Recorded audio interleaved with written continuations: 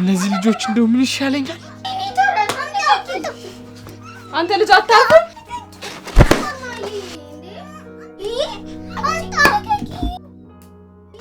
ምንድነው? ኧረ በእናትህ እስቲ አንድ በልልኝ እኔ አልቻልኳችሁ። አባዬ ጫማዬ ነው ተራ ስጪው። እኔስ ምን ላድርጋቸው?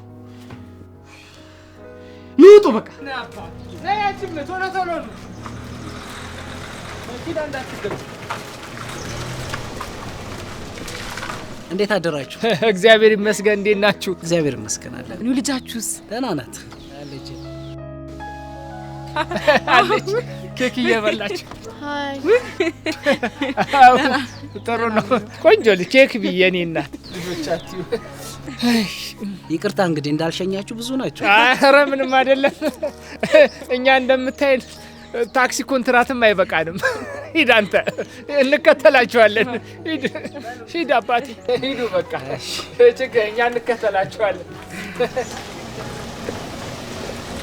እሱ እንኳን ካንተ በታች ደሞዝ እያገኘ ይኸው መኪና ገዛ።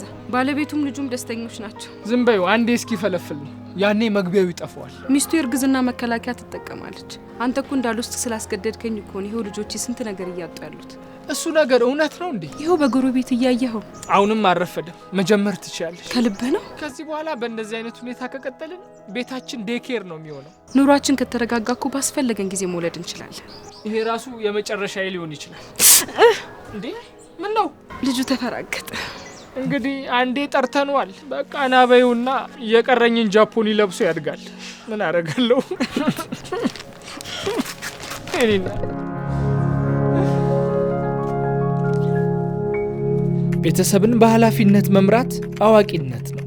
ይህ መልእክት በፖፑሌሽን ሚዲያ ሴንተር አማካኝነት ከተባበሩት መንግስታት ድርጅት የስነ ህዝብ ፈንድ UNFPA በተገኘ የገንዘብ ድጋፍ የቀረበ ነው። የፖፑሌሽን ሚዲያ ሴንተር የቲክቶክ አካውንትን ፎሎው፣ ላይክ፣ ሼር፣ ኮሜንት በማድረግ ቤተሰብ ይሁኑ።